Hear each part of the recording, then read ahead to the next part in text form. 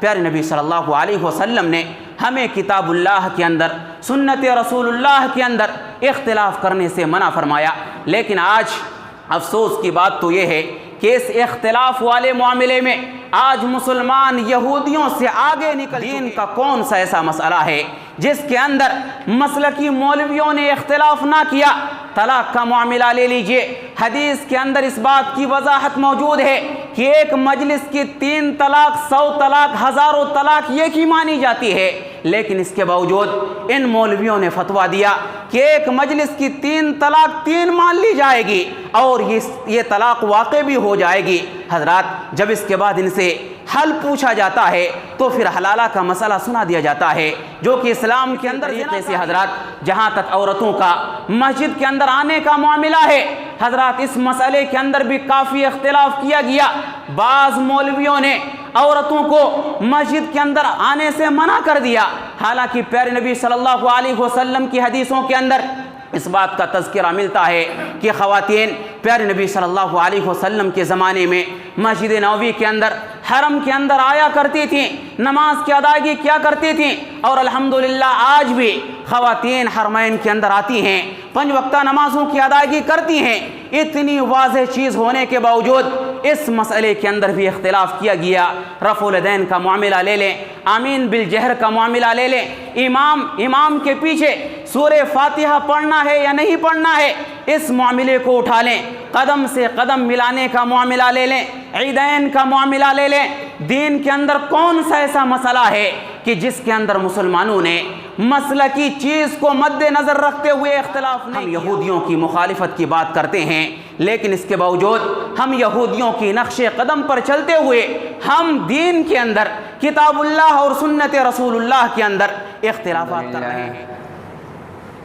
نحمده ونستعينه ونستغفره ونؤمن به ونتوكل عليه ونعوذ بالله من شرور أنفسنا ومن سيئات أعمالنا، من يهده الله فلا مضل له ومن يضلل فلا هادي له، وأشهد أن لا إله إلا الله وحده لا شريك له، وأشهد أن محمدا عبده ورسوله، أما بعد فإن خير الحديث كتاب الله، وخير الهدي هدي محمد صلى الله عليه وسلم، وشر الأمور محدثاتها وكل محدثة بدعة وكل بدعة ضلالة وكل ضلالة في النار، فأعوذ بالله من الشيطان الرجيم، بسم الله الرحمن الرحيم، يا أيها الذين آمنوا اتقوا الله حق تقاته ولا تموتن إلا وأنتم مسلمون، يا أيها الناس اتقوا ربكم الذي خلقكم من نفس واحدة وخلق منها زوجها وبث منهما رجالا كثيرا ونساء، واتقوا الله الذي تساءلون به والأرحام إن الله كان عليكم رقيبا، يا أيها الذين آمنوا اتقوا الله وقولوا قولا سديدا يصلح لكم أعمالكم ويغفر لكم ذنوبكم، ومن يطع الله ورسوله فقد فاز فوزا عظيما، وقال تعالى في كلامه المجيد، أعوذ بالله من الشيطان الرجيم، بسم الله الرحمن الرحيم، قل هو الله أحد الله الصمد لم يلد ولم يولد ولم يكن له كفوا أحد۔ محترم سامعین کرام، بزرگان دین، نوجوانان ملت اسلامیہ اور خواتین اسلام، آج کے اس خطبہ جمعہ میں مجھے آپ حضرات کے سامنے جس عنوان کے تحت گفتگو کرنی ہے وہ عنوان ہے یہودیوں کی مخالفت، مگر کیسے۔ انشاءاللہ العزیز کتاب و سنت کی روشنی میں اس موضوع کے حوالے سے کچھ باتیں آپ کے سامنے عرض کرنے کی کوشش کروں گا۔ اللہ رب العالمین سے دعا ہے کہ رب العالمین مجھے حق بات کہنے، کتاب و سنت کے مطابق بیان کرنے، ہم سب کو حق بات سننے اور اس پر عمل کرنے کی توفیق عطا فرمائے، آمین۔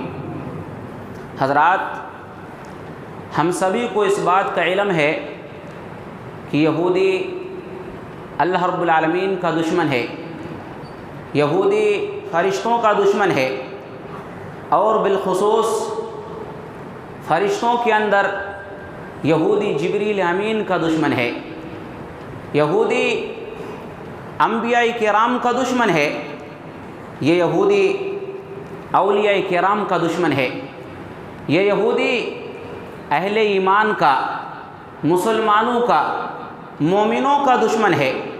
یہی وجہ ہے کہ اللہ رب العالمین نے قرآن مجید کے اندر اور پیارے نبی صلی اللہ علیہ وسلم نے احادیث مبارکہ کے اندر بے شمار مقامات پر یہودیوں کی مخالفت کا حکم دیا ہے۔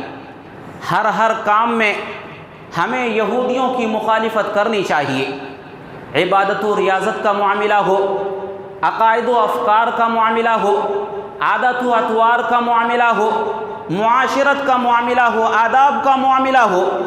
الغرض یہ کہ زندگی کے ہر موڑ پر اسلام نے ہمیں یہودیوں کی مخالفت کا حکم دیا ہے۔ حضرات، اسلام نے ہمیں یہودیوں کی مخالفت کا حکم دیا، مگر ہم ان کی مخالفت کیسے کریں؟ سوال یہ ہے کہ ہم یہودیوں کی مخالفت کس انداز سے کریں؟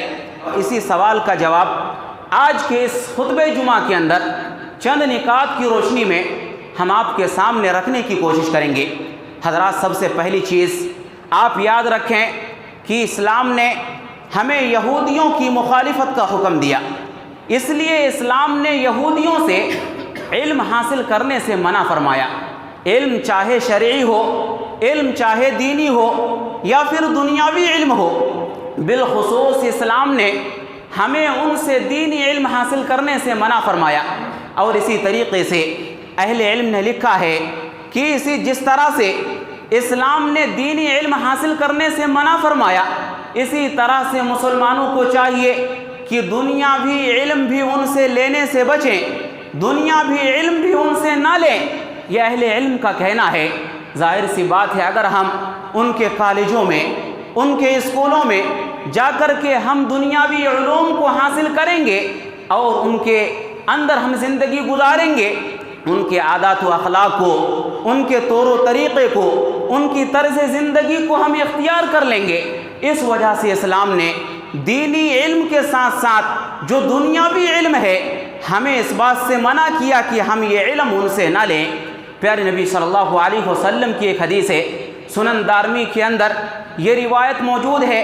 حضرت جابر رضی اللہ تعالیٰ عنہ اس حدیث کے راوی ہیں، فرماتے ہیں کہ حضرت عمر رضی اللہ تعالیٰ عنہ تورات کا ایک نسخہ لے کر کے پیارے نبی صلی اللہ علیہ وسلم کی خدمت میں حاضر ہوئے، اور پیارے نبی صلی اللہ علیہ وسلم سے حضرت عمر فاروق رضی اللہ تعالیٰ عنہ نے فرمایا، یا رسول اللہ، یہ تورات کا نسخہ ہے، یہ تورات کا نسخہ میرے پاس موجود ہے۔ پیارے نبی صلی اللہ علیہ وسلم اس موقع سے خاموش رہے۔ حضرت عمر فاروق رضی اللہ تعالیٰ عنہ نے اس تورات کے نسخے کو پڑھنا شروع کیا تو پیارے نبی صلی اللہ علیہ وسلم کے چہرے متغیر ہو گئے، پیارے نبی صلی اللہ علیہ وسلم کے چہرے کا رنگ بدل گیا۔ حضرت ابو بکر صدیق رضی اللہ تعالیٰ عنہ وہیں پر بیٹھے ہوئے تھے۔ حضرت ابو بکر صدیق رضی اللہ تعالیٰ عنہ نے فرمایا، اے عمر، کیا تم پیارے نبی صلی اللہ علیہ وسلم کی طرف دیکھ نہیں رہے؟ پیارے نبی صلی اللہ علیہ وسلم کا چہرہ متغیر ہو چکا ہے۔ حضرت عمر فاروق رضی اللہ تعالیٰ عنہ نے اپنی نگاہیں پیارے نبی صلی اللہ علیہ وسلم کے چہرے کی طرف اٹھائیں، دیکھا پیارے نبی صلی اللہ علیہ وسلم کا چہرہ سرخ ہو چکا ہے، پیارے نبی صلی اللہ علیہ وسلم کے چہرے کا رنگ بدل چکا ہے۔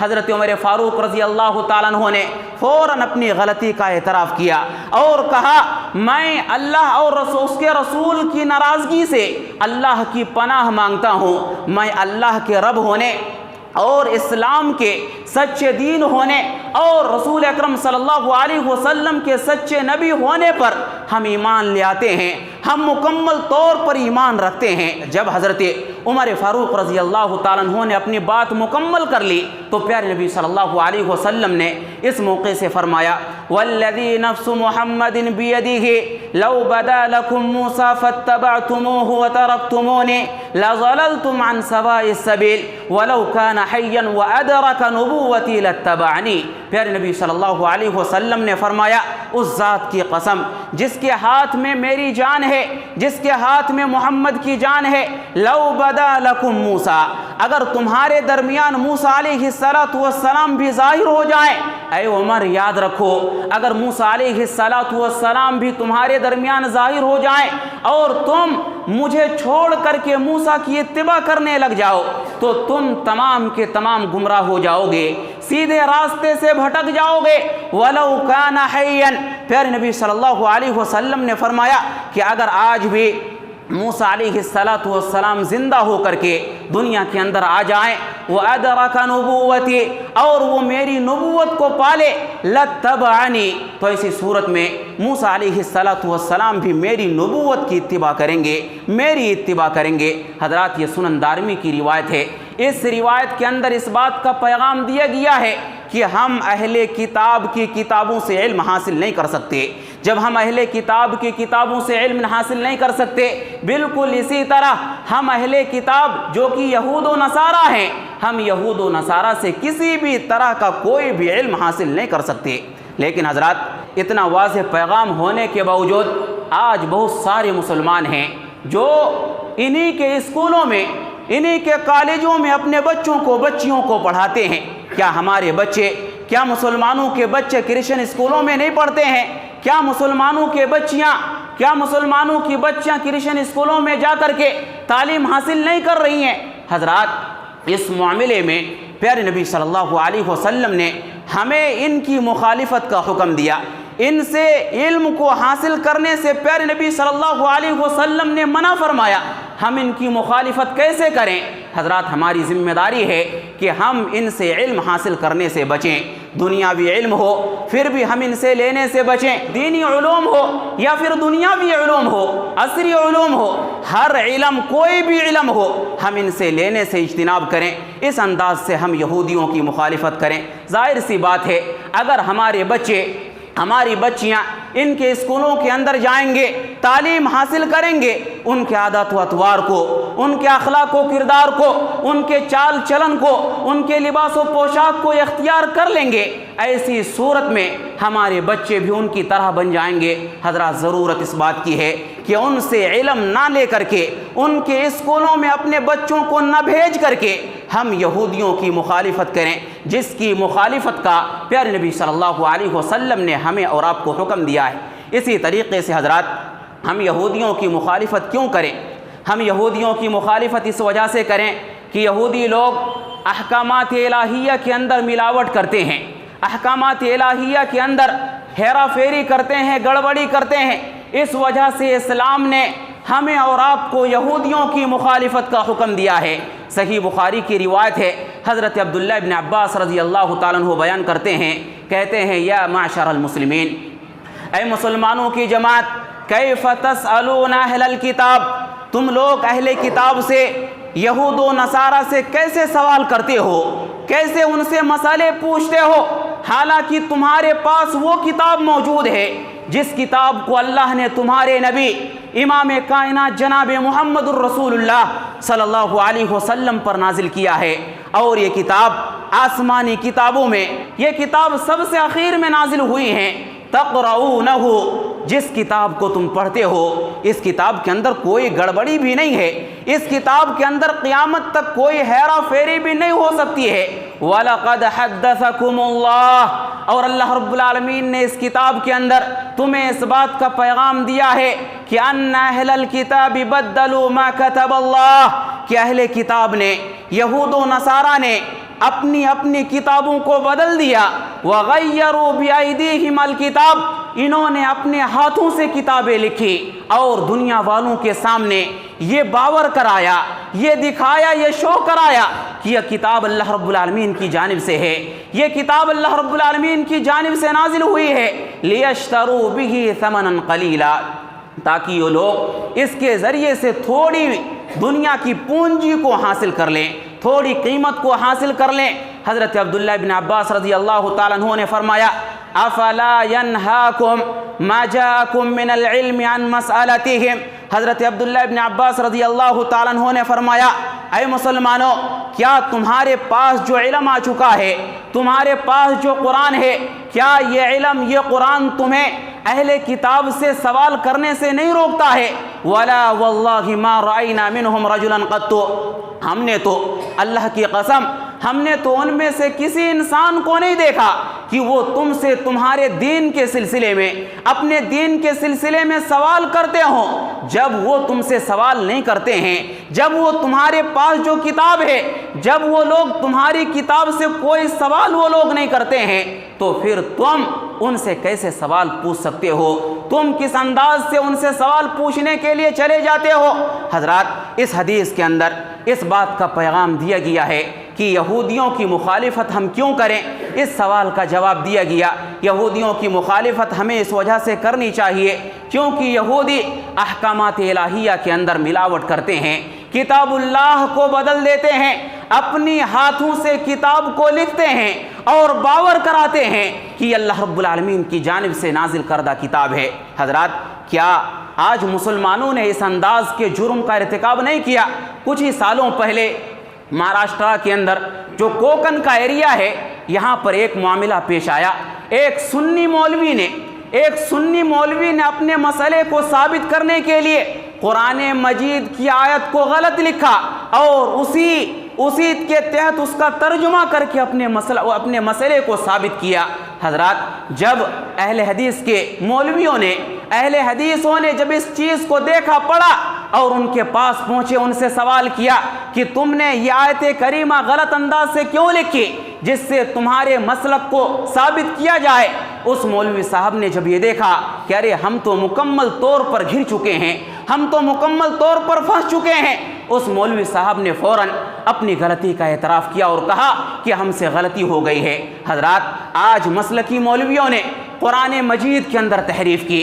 آج مسلکی مولویوں نے صرف قرآن مجید کے اندر نہیں بلکہ پیارے نبی صلی اللہ علیہ وسلم کی احادیث کے اندر بھی انہوں نے تحریف کا ارتکاب کیا۔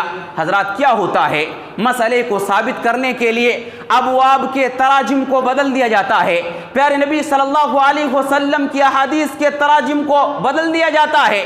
اس انداز سے لوگ احکامات الہیہ کے ساتھ کھلواڑ کر رہے ہیں۔ حضرات، آج ہم یہودیوں کی مخالفت کی بات تو کرتے ہیں لیکن وہی کام ہم بھی کر رہے ہیں جو کام اہل کتاب کر رہے ہیں۔ حضرات، ضرورت اس بات کی ہے کہ اگر ہم یہودیوں کی مخالفت کرنا چاہتے ہیں، ضرورت ہے کہ ہم کتاب اللہ اور سنت رسول اللہ کے مقام و مرتبے کو سمجھیں اور سمجھنے کے بعد اس کے اندر کسی بھی قسم کی گڑبڑی کی کوشش نہ کریں۔ کیوں؟ یہ اہل کتاب نے جب گڑبڑی کی، اللہ رب العالمین نے اسی دنیا کے اندر ان کو سزا دی۔ اگر ہم بھی اس کے اندر گڑبڑی کرنے کی کوشش کریں گے، اگر ہم بھی ان کے اندر کسی قسم کی ملاوٹ کی کوشش کریں گے، جن کی حفاظت کی ذمہ داری اللہ رب العالمین نے لی ہے، یاد رکھیے اللہ رب العالمین کا عذاب ہمارے پاس آئے گا اور ہمیں تباہ و برباد کر کے رکھ دے گا۔ اسی طریقے سے حضرات، ہم یہودیوں کی مخالفت کیوں کریں؟ ہم یہودیوں کی مخالفت اس وجہ سے کریں کہ یہودی لوگ کتاب و سنت کے اندر کثرت کے ساتھ اختلاف کرتے ہیں۔ اس وجہ سے پیارے نبی صلی اللہ علیہ وسلم نے ہمیں اختلافات سے بچنے اور یہودیوں کی مخالفت کرنے کا حکم دیا ہے۔ صحیح بخاری کی روایت ہے، حضرت عبداللہ بن مسعود رضی اللہ تعالیٰ عنہ بیان کرتے ہیں، کہتے ہیں میں نے ایک انسان کو دیکھا، وہ قرآن مجید کی ایک آیت کریمہ کو تلاوت کر رہا تھا، اس طریقے کے برخلاف جس طریقے کے ساتھ میں نے اس آیت کریمہ کو پیارے نبی صلی اللہ علیہ وسلم سے سیکھا تھا، وہ انسان الگ پڑھ رہا تھا۔ میں نے پیارے نبی صلی اللہ علیہ وسلم سے اس آیت کریمہ کو الگ انداز سے یاد کیا تھا۔ حضرت عبداللہ بن مسعود کہتے ہیں میں نے اس انسان کو پکڑا اور پکڑ کر کے پیارے نبی صلی اللہ علیہ وسلم کے پاس لے آیا۔ میں نے کہا یا رسول اللہ، یا اللہ کے رسول صلی اللہ علیہ وسلم، یہ قرآن مجید کو غلط پڑھ رہا ہے، جس انداز سے آپ نے یہ آیت کریمہ مجھے پڑھائی تھی اس کے برخلاف یہ انسان اس آیت کریمہ کی تلاوت کر رہا ہے۔ پیارے نبی صلی اللہ علیہ وسلم نے فرمایا ذرا پڑھ کر کے تو سناؤ۔ اس انسان نے پڑھ کر کے سنائی تو پیارے نبی نے فرمایا یہ بھی صحیح ہے، اور اس کے بعد حضرت عبداللہ بن مسعود سے فرمایا کہ تم بھی پڑھ کر کے سناؤ۔ جب حضرت عبداللہ بن مسعود نے وہ آیت کریمہ پڑھی تو پیارے نبی صلی اللہ علیہ وسلم نے فرمایا کہ تم بھی صحیح پڑھ رہے ہو، دونوں صحیح ہو۔ پیارے نبی نے فرمایا قرآن مجید کو 7 لہجوں میں نازل کیا گیا ہے، 7 طریقوں میں 7 قرأتوں میں نازل کیا گیا ہے، جس قرأت میں بھی پڑھو وہ صحیح ہے۔ پیارے نبی صلی اللہ علیہ وسلم نے اتنی بات کہنے کے بعد آگے فرمایا لا تختلفوا، اے میری امت کے لوگوں تم لوگ قرآن مجید کے اندر احادیث رسول کے اندر اختلاف نہ کرو، فإن من كان قبلكم اختلفوا، اس لیے کہ تم سے پہلے جو لوگ گزرے ہیں، جو اہل کتاب گزرے ہیں، یہود و نصارہ گزرے ہیں، اختلافو، انہوں نے کتاب کے اندر اپنی اپنی کتابوں کے اندر کثرت کے ساتھ اختلاف کیا، فہلکوا، وہ سب کے سب اسی اختلاف کی وجہ سے ہلاک و برباد کر دیے گئے۔ حضرات پیارے نبی صلی اللہ علیہ وسلم نے ہمیں کتاب اللہ کے اندر، سنت رسول اللہ کے اندر اختلاف کرنے سے منع فرمایا، لیکن آج افسوس کی بات تو یہ ہے کہ اس اختلاف والے معاملے میں آج مسلمان یہودیوں سے آگے نکل چکے ہیں۔ حضرات دین کا کون سا ایسا مسئلہ ہے جس کے اندر مسلکی مولویوں نے اختلاف نہ کیا؟ طلاق کا معاملہ لے لیجئے، حدیث کے اندر اس بات کی وضاحت موجود ہے کہ ایک مجلس کی 3 طلاق، 100 طلاق، ہزاروں طلاق ایک ہی مانی جاتی ہے، لیکن اس کے باوجود ان مولویوں نے فتویٰ دیا کہ ایک مجلس کی 3 طلاق 3 مان لی جائے گی اور یہ طلاق واقع بھی ہو جائے گی۔ حضرات جب اس کے بعد ان سے حل پوچھا جاتا ہے تو پھر حلالہ کا مسئلہ سنا دیا جاتا ہے جو کہ اسلام کے اندر زناکاری ہے۔ اسی طریقے سے حضرات جہاں تک عورتوں کا مسجد کے اندر آنے کا معاملہ ہے، حضرات اس مسئلے کے اندر بھی کافی اختلاف کیا گیا۔ بعض مولویوں نے عورتوں کو مسجد کے اندر آنے سے منع کر دیا، حالانکہ پیارے نبی صلی اللہ علیہ وسلم کی حدیثوں کے اندر اس بات کا تذکرہ ملتا ہے کہ خواتین پیارے نبی صلی اللہ علیہ وسلم کے زمانے میں مسجد نبوی کے اندر، حرم کے اندر آیا کرتی تھیں، نماز کی ادائیگی کیا کرتی تھیں، اور الحمدللہ آج بھی خواتین حرمین کے اندر آتی ہیں، 5 وقتہ نمازوں کی ادائیگی کرتی ہیں۔ اتنی واضح چیز ہونے کے باوجود اس مسئلے کے اندر بھی اختلاف کیا گیا۔ رفع الیدین کا معاملہ لے لیں، آمین بالجہر کا معاملہ لے لیں، امام کے پیچھے سورہ فاتحہ پڑھنا ہے یا نہیں پڑھنا ہے، اس معاملے کو اٹھا لیں، قدم سے قدم ملانے کا معاملہ لے لیں، عیدین کا معاملہ لے لیں۔ دین کے اندر کون سا ایسا مسئلہ ہے کہ جس کے اندر مسلمانوں نے مسلکی چیز کو مد نظر رکھتے ہوئے اختلاف نہیں کیا؟ حضرات ہم یہودیوں کی مخالفت کی بات کرتے ہیں، لیکن اس کے باوجود ہم یہودیوں کی نقش قدم پر چلتے ہوئے ہم دین کے اندر، کتاب اللہ اور سنت رسول اللہ کے اندر اختلافات کر رہے ہیں۔ حضرات ہم یہودیوں کی مخالفت کیسے کریں؟ ظاہر سی بات ہے، جواب بہت ہی سمپل ہے، ہم کتاب اللہ کے اندر اور سنت رسول اللہ کے اندر اختلافات کو چھوڑ دیں، کتاب اللہ اور سنت رسول اللہ کو لازم پکڑیں کہ جن کے بارے میں پیارے نبی صلی اللہ علیہ وسلم نے فرمایا ترکت فیکم امرین، میں تمہارے درمیان 2 چیزیں چھوڑ کر کے جا رہا ہوں، جب تک تم ان دونوں چیزوں کو لازم پکڑے رہو گے تب تک تم گمراہ نہیں ہوگے۔ حضرات ضرورت ہے کہ اگر ہم یہودیوں کی مخالفت کرنا چاہتے ہیں، کتاب اللہ اور سنت رسول اللہ کو لازم پکڑیں، ایسی صورت میں ہم اختلافات سے بچ جائیں گے، اور جب ہم اختلافات سے بچ جائیں گے تو ایسی صورت میں یہودیوں کی مخالفت ہو جائے گی۔ اسی طریقے سے حضرات ہم یہودیوں کی مخالفت کیوں کریں؟ پیارے نبی صلی اللہ علیہ وسلم نے فرمایا کہ ہم یہودیوں کی مخالفت اس وجہ سے کریں کہ یہودیوں نے اپنے انبیاء کرام کی قبروں کو، اپنے بزرگان دین کی قبروں کو انہوں نے سجدہ گاہ بنایا۔ اس وجہ سے پیارے نبی صلی اللہ علیہ وسلم نے ہمیں یہودیوں کی مخالفت کا حکم دیا۔ سنن نسائی کی روایت ہے، اما عائشہ صدیقہ رضی اللہ تعالیٰ عنہ بیان کرتی ہیں، کہتی ہیں کہ پیارے نبی صلی اللہ علیہ وسلم کا انتقال کا وقت ہے، پیارے نبی صلی اللہ علیہ وسلم مرض الموت کے اندر مبتلا ہیں، پیارے نبی صلی اللہ علیہ وسلم کے چہرے کے اوپر چادر ہے، پیارے نبی صلی اللہ علیہ وسلم کبھی اپنے چادر کو ہٹاتے ہیں اور کبھی اپنی چادر کے ذریعے اپنے چہرے کو ڈھانپ لیتے ہیں۔ اسی موقع سے، اسی حالت میں پیارے نبی صلی اللہ علیہ وسلم نے فرمایا لعنت اللہ علی الیہود والنصارى اتخذوا قبور انبیائہم مساجدا۔ پیارے نبی صلی اللہ علیہ وسلم نے فرمایا یہودیوں کے اوپر، نصرانیوں کے اوپر اللہ کی لعنت ہو۔ کیوں؟ اتخذوا قبور انبیائہم مساجدا، چونکہ انہوں نے اپنے انبیاء کرام کی قبروں کو سجدہ گاہ بنا لیا۔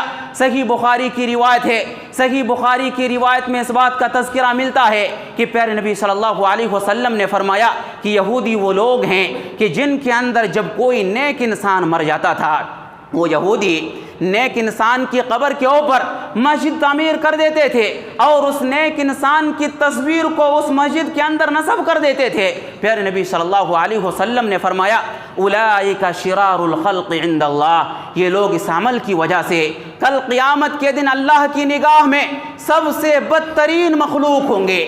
حضرات، یہودیوں نے اپنے انبیاء کرام کی قبروں کو سجدہ گاہ بنایا، اپنے بزرگان دین کی قبروں کو سجدہ گاہ بنایا، اس وجہ سے وہ اس کائنات کے سب سے بدترین مخلوق بن گئے۔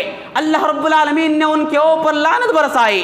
حضرات، کیا آج ہم یہ نہیں دیکھتے کہ آج مسلمان اس معاملے میں یہودیوں سے کہیں زیادہ آگے نکل چکے ہیں؟ آج مسلمانوں کے پاس پاگل شاہ کا مزار ہے، آج مسلمانوں کے پاس فرتی شاہ کا مزار ہے، طوطا شاہ کا مزار ہے، اور نہ جانے کن کن چیزوں کا مزار ہے۔ ان مزارات میں مسلمان جاتے ہیں، اپنی پیشانی کو ان مزارات کے سامنے جھکاتے ہیں، رکوع کرتے ہیں، سجدہ کرتے ہیں، منتیں مانتے ہیں، نعوذ باللہ من ذالک۔ حضرات، اس معاملے میں، اس میدان میں مسلمان یہودیوں سے کچھ کم نہیں ہے۔ پیارے نبی صلی اللہ علیہ وسلم نے فرمایا کہ یہودیوں کے اوپر لعنت برستی ہے، اللہ کی لعنت ہوتی ہے۔ کیوں؟ اس وجہ سے کہ وہ لوگ اپنے انبیاء کرام کی قبروں کو سجدہ گاہ بناتے ہیں، اس وجہ سے ان کے اوپر اللہ کی لعنت برستی ہے، اس وجہ سے اللہ رب العالمین نے ان کو اس کائنات کا سب سے بدترین مخلوق قرار دیا ہے۔ حضرات، آج اگر ہم قبروں کے سامنے جا کر کے پیشانی ٹیکنا شروع کر دیں، قبروں سے اولاد کا مطالبہ شروع کر دیں، قبروں کے پاس جا کر کے نظر و نیاز شروع کر دیں، کیا ہمارے اوپر اللہ کی لعنت نہیں برسے گی؟ کیا آسمانی حملے ہمارے اوپر نہیں کیے جائیں گے؟ حضرات، ہم اپنی کوتاہیوں کو تلاش کریں۔ یہ جو حملے ہو رہے ہیں، جن حملوں کے اندر آج ہم سعودی عرب کے اوپر انگلی اٹھاتے ہیں، سعودی عرب کو اس کا ذمہ دار ٹھہراتے ہیں، حضرات ضرورت اس بات کی ہے کہ ہم اپنے اندر جھانک کر کے دیکھیں ہمارے اندر کون سی غلطی ہیں۔ ہم قبروں کو سجدہ گاہ بنا کر کے، قبروں کے اوپر اپنے پیشانی کو ٹیک کر کے ہم یہودیوں کے سپورٹ کر رہے ہیں، یہودیوں کی مدد کر رہے ہیں، جس کی مخالفت کا حکم پیارے نبی صلی اللہ علیہ وسلم نے ہمیں دیا ہے، اور ہم اس کا ذمہ دار سعودی عرب کو ٹھہراتے ہیں، جو کہ صحیح اور درست نہیں ہے۔ اسی طریقے سے حضرات، ہمیں یہودیوں کی مخالفت کا حکم دیا گیا۔ کیوں؟ اس لیے کہ یہودی لوگ حلال و حرام میں حیلہ سازی سے کام لیتے ہیں، جب بھی کوئی کمائی کرتے ہیں یہ حیلہ سازی سے کام لیتے ہیں۔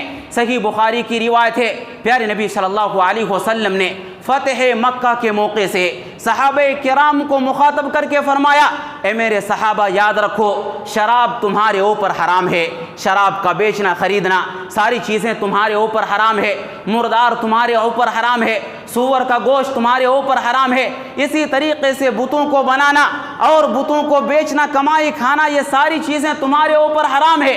صحابہ کرام نے سوال کیا، یا رسول اللہ، آپ مردار کی چربی کے بارے میں کیا کہتے ہیں؟ مردار کی چربی کو ہم کشتیوں میں استعمال کرتے ہیں، چراغ جلانے میں ہم مردار کی چربیوں کو استعمال کرتے ہیں، آپ اس کے بارے میں کیا حکم دیتے ہیں؟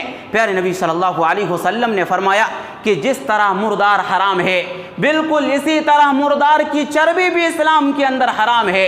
پیارے نبی صلی اللہ علیہ وسلم نے یہ پیغام دیا، اور اس کے بعد پھر پیارے نبی صلی اللہ علیہ وسلم نے فرمایا، قاتل اللہ الیہود، اللہ رب العالمین یہودیوں کو غارت کرے، یہودیوں کو برباد کرے۔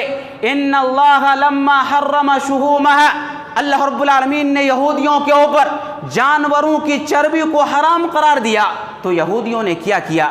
چربی کو پگھلایا، اور پگھلانے کے بعد چربی کو بیچ دیا، اور بیچنے کے بعد چربی کی قیمت کھا لی۔ حضرات، حلال و حرام میں یہودیوں نے جب حیلہ سازی کو اختیار کیا، تو پیارے نبی صلی اللہ علیہ وسلم نے ہمیں ان کی مخالفت کا حکم دیا۔ حضرات، ذرا دیکھیں اپنے دامن کے اندر، اپنے اندر جھانک کر کے دیکھیں، کیا ہم بھی حلال و حرام کے اندر حیلہ سازی کے مرتکب تو نہیں ہو رہے ہیں؟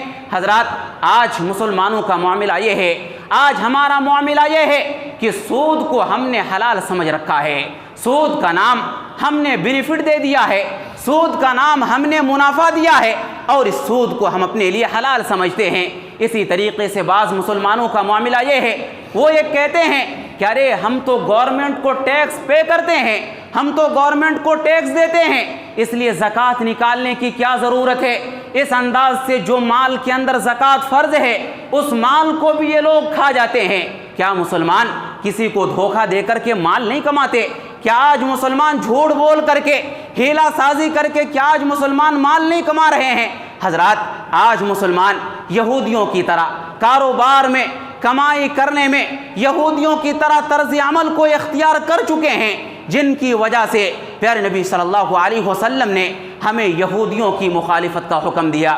حضرات، اگر ہم واقعی یہودیوں کی مخالفت کرنا چاہتے ہیں، اپنے کاروبار کو درست کریں، حلال و حرام کی تمیز کو مد نظر رکھتے ہوئے زندگی گزاریں، تبھی یہودیوں کی مخالفت ممکن ہوگی۔ اسی طریقے سے حضرات، آخری بات بتا کر کے میں اپنی بات کو ختم کروں گا۔ یہودیوں کی مخالفت کا پیارے نبی صلی اللہ علیہ وسلم نے ہمیں اور آپ کو حکم دیا ہے۔ کیوں؟ اس وجہ سے کہ یہودی تعویذ گنڈے کے عمل کو کثرت کے ساتھ کرتے ہیں، جس کو پیارے نبی صلی اللہ علیہ وسلم نے حرام قرار دیا ہے۔ سنن ابی داؤد کی روایت ہے، پیارے نبی صلی اللہ علیہ وسلم نے فرمایا ان الرقى والتمائم والتولة شرک۔ پیارے نبی صلی اللہ علیہ وسلم نے فرمایا غلط انداز سے جھاڑ پھونک کرنا، تعویذ گنڈے لینا اور ان کا استعمال کرنا شرک ہے۔ اسی طریقے سے ایک روایت میں جو کہ سنن ابی داؤد کی ہے، اس روایت کے اندر اس بات کا تذکرہ ملتا ہے کہ حضرت عبداللہ بن مسعود کی بیوی زینب رضی اللہ تعالیٰ عنہ کہتی ہیں کہ میری آنکھوں میں تکلیف تھی، میں ایک یہودی کے پاس دم کرانے کے لیے جایا کرتی تھی، وہ یہودی جب دم کر دیتا تھا تو میری آنکھوں کو شفا مل جاتی تھی، میری آنکھوں کی تکلیف ٹھیک ہو جاتی تھی۔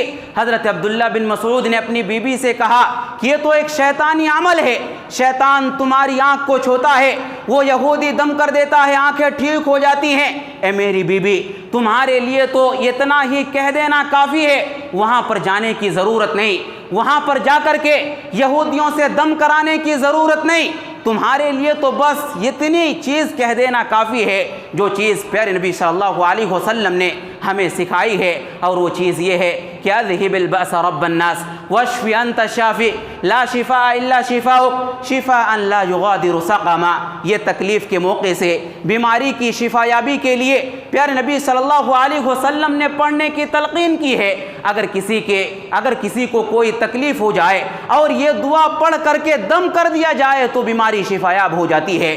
حضرت عبداللہ بن مسعود نے اس دعا کو پڑھنے کی تلقین اپنی بیوی سے کی۔ اس دعا کا مفہوم یہ ہے کہ لوگوں کے رب اذهب الباس، اے لوگوں کے رب، اے لوگوں کے پروردگار، بیماری کو دور کر دے، واشف انت الشافی، تو شفا یابی عطا فرما، تو ہی شفا دینے والا ہے، لا شفاء الا شفاؤک شفاء لا یغادر سقما، ایسی شفا دے کہ جو بیماری کو نہ چھوڑے، یعنی مکمل طور پر بیماری سے شفا دے دے۔ اس انداز کی دعا پیارے نبی صلی اللہ علیہ وسلم نے ہمیں سکھائی ہیں۔ تو حضرات، کیا پتہ چلا؟ یہودی لوگ تعویذ گنڈے کے عمل کو کرتے ہیں، جھاڑ پھونک کے عمل کو کرتے ہیں، جس کی وجہ سے پیارے نبی صلی اللہ علیہ وسلم نے اپنی امت کے لوگوں کو ان کی مخالفت کا حکم دیا کہ آج مسلمان ان کی اتباع کرتے ہوئے آج مسلمان تعویذ گنڈے کے عمل کو انجام نہیں دے رہے ہیں۔ حضرات، آپ اپنے شہر کا مشاہدہ کریں، کتنی دکانیں کھلی ہوئی ہیں، کتنی دکانیں اس سلسلے میں کھلی ہوئی ہیں، مسلمان خواتین کثرت کے ساتھ وہاں پر جاتی ہیں اور اپنے ایمان کو بیچتی ہیں، اپنے عزت و آبرو کو کھو دیتی ہیں، اپنے عزت و آبرو سے ہاتھ دھو بیٹھتی ہیں۔ حضرات، اس انداز سے خواتین جا کر کے تعویذ گنڈے کو لے کر کے استعمال کرتی ہیں۔ یہودیوں کے نقش قدم پر آج ہم چل رہے ہیں اور قصوروار ہم کسی اور کو ٹھہرا رہے ہیں۔ حضرات، اگر ہم یہودیوں کی مخالفت کرنا چاہتے ہیں، ضرورت اس بات کی ہے کہ ہم تعویذ گنڈے سے اور اس طرح کی جو بھی بدعت و خرافات ہمارے معاشرے کے اندر رائج ہو چکی ہیں، ان تمام چیزوں سے ہم اپنے آپ کو بچائیں۔ حضرات، آج اگر دیکھا جائے تو جتنی بھی چیزیں آپ کے سامنے بیان کی گئیں، ان ساری کی ساری چیزوں میں آج ہم یہودیوں کے شانہ بشانہ چل رہے ہیں، یہودیوں کے نقش قدم پر چل رہے ہیں، اور آج ہمیں یہ بات کہنے میں ذرہ بھی دیر نہیں لگتی کہ سعودی عرب یہ اسرائیل کے خلاف حملے کیوں نہیں کر رہا، یہ فلسطین کی سپورٹ میں، فلسطین کی حمایت میں اسرائیل کے اوپر سعودی عرب یہ حملہ کیوں نہیں کر رہا ہے۔ اس انداز کی باتیں اور اس انداز کے سوالات اٹھانے میں ہمیں ذرہ برابر بھی ہمیں تکلیف نہیں ہوتی ہے۔ حضرات، کسی کے اوپر انگلی اٹھانے سے پہلے آپ اپنے آپ کو دیکھیں کہ ہم کیا کر رہے ہیں۔ کیا ہم یہودیوں کی مدد تو نہیں کر رہے؟ کیا ہم یہودیوں کی مخالفت کرنے کا جو شریعت نے ہمیں حکم دیا، کیا ہم ان کی مخالفت کر رہے ہیں یا پھر ان کے شانہ بشانہ زندگی گزار رہے ہیں؟ حضرات، ضرورت اس بات کی ہے کہ ہم یہودیوں کی صحیح انداز سے مخالفت کریں، اس انداز سے مخالفت کریں کہ جس انداز سے مخالفت کرنے کی تعلیم پیارے نبی صلی اللہ علیہ وسلم نے ہمیں دی ہیں اور اللہ رب العالمین نے ہمیں دی ہیں۔ حضرات، باتیں اور ہیں، انشاءاللہ العزیز جو آئندہ سنڈے کا پروگرام ہے اسی تعلق سے اور بھی باتیں ہیں جو آپ کے سامنے بیان کی جائیں گی۔ آخر میں اللہ رب العالمین سے دعا ہے کہ اللہ تو ہم تمام لوگوں کو کتاب اللہ اور سنت رسول اللہ کو سمجھ کر اس کے مطابق زندگی گزارنے کی توفیق عطا فرما۔ یا اللہ تو ہم تمام لوگوں کو یہودیوں کی مخالفت کرنے کی توفیق عطا فرما۔ یا اللہ تو ہم تمام لوگوں کو کتاب اللہ اور سنت رسول اللہ کے مطابق زندگی گزارنے کی توفیق عطا فرما۔ یا اللہ ہم میں سے جو بیمار ہیں انہیں شفاء کامل عاجل عطا فرما۔ یا اللہ ہم میں سے جو مقروض ہیں انہیں قرض کی ادائیگی کے اسباب مہیا فرما۔ ہم جب تک جئیں ایمان و اسلام پر جئیں، جب ہمارا خاتمہ ہو تو ایمان باللہ پر ہو۔